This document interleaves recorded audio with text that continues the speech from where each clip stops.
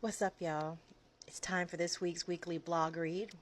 Yesterday I was down for the count. I told y'all after all that driving back and forth to Atlanta and everything that I do when I'm there to catch up with family and everything, I need a whole 24 hours recovery.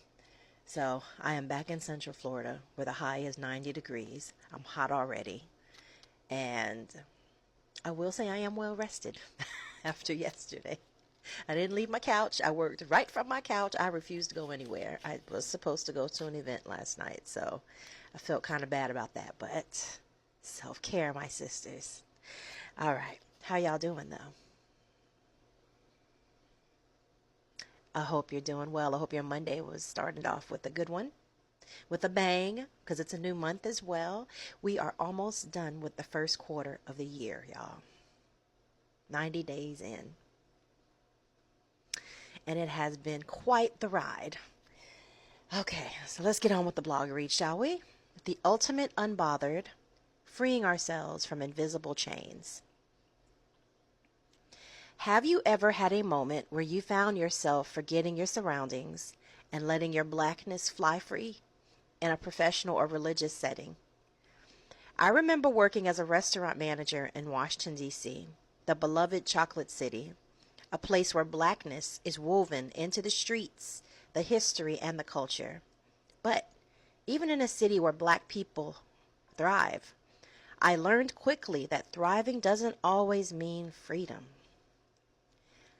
I managed young black men and women who knew that, even in a restaurant serving Southern black cuisine, they had to adjust their presence to fit the expectations of a white-owned establishment. I watched them struggle with the same thing I did, code switching as a survival mechanism in a world that still demands we play by colonial rules. Sis, have you ever felt like you had to shrink, hustle harder, or prove yourself in ways that drain you? That's not just life. That's colonial conditioning at work. Colonialism for dummies. No, really. Before we get into how this conditioning shows up in our daily lives, let's break it down plain and simple. Imagine someone, a white, straight male, let's keep it real, staking claim to your home, claiming to have discovered it, even though it's already been occupied. Now that they own, you and everything or everyone inside are required to follow their rules and meet their expectations. If you refuse to comply, they cut you off from the resources and traditions you depend on. That is colonialism in a nutshell. It's about conquering, controlling, and erasing those who are different from yourself or from the dominant. It's about stolen lands, unfair laws, racial inequality, and holding all the power while throwing scraps to the marginalized. Words like assimilation, imperialism, oppression, gentrification, and cultural appropriation get thrown around a lot. But what do they actually look like in our everyday lives? Here are some signs we're still living under a colonizer's rule. We've been taught to hustle, not heal. We wear exhaustion like a badge of honor because we've been taught that rest is a luxury, not a right.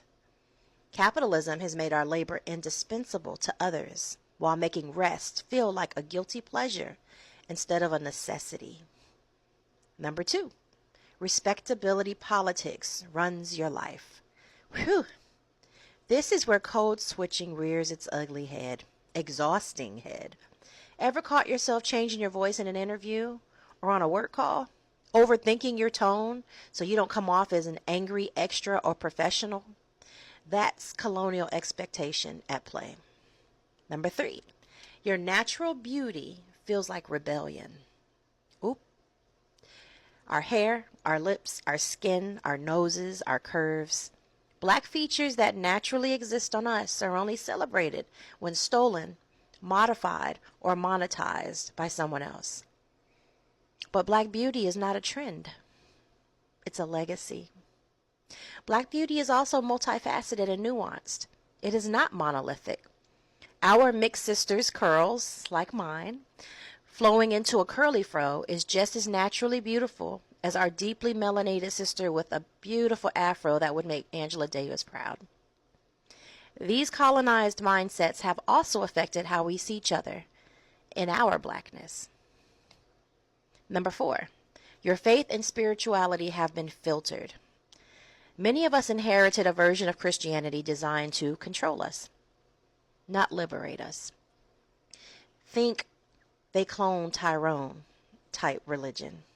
Ouch. If you haven't seen They Clone Tyrone, sidebar, I encourage you to finally go and do so on Netflix. But real faith? That's about freedom. Jesus came to liberate the oppressed, not keep us shackled in silence and submission. Number 5, you've been taught to distrust other black women. This one right here. The system thrives when we see each other as competition instead of community. If we're too busy competing, we're too distracted to build. Sis, are you picking up what I'm putting down?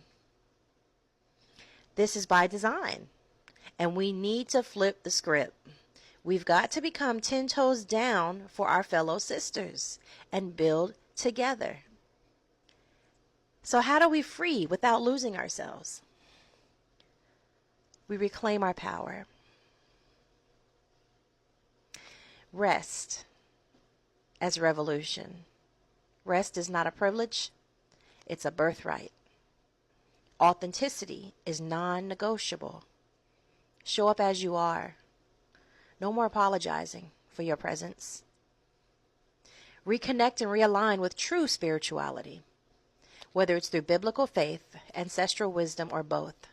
Find what feeds you, heals you, and sets you free. Sisterhood as liberation. When we heal together, we become unstoppable. Side note, we got to stop putting our business in the street. Keep it in the house. If we got to deal with each other, keep it in the house, in the community, y'all. Stop giving Fox News opportunities or other people that want to see us at odds with each other. Keep it in-house. If we got to whomp each other's tails within this community, let's do that and stop allowing them to have access to the show. I am saying that because we sure did a number on Hillman Talk, didn't we? Not me. I'm still involved. I'm still carrying my Hillman Talk bag, wearing my Hillman Talk shirt, going to my classes, and telling y'all about it. Because I'm going to support regardless. Some of us might be messy, and we need to deal with them. But that doesn't mean as a collective that we need to SHIT on each other, especially in public view. All right, sis, you were never meant to live small. You were never meant to just survive. You were meant to thrive, to be free, to be the ultimate unbothered. It's time to break every chain. And breaking free starts with seeing the chains first. Awareness. Maybe it's giving yourself permission to rest. Truly. Maybe it's wearing your natural hair without hesitation. Maybe it's reaching out to another black woman in love and collaboration instead of competition. Whatever it is, know this. Freedom starts with you. I love you. Have a fantastic day. And I will see y'all later this week. Peace.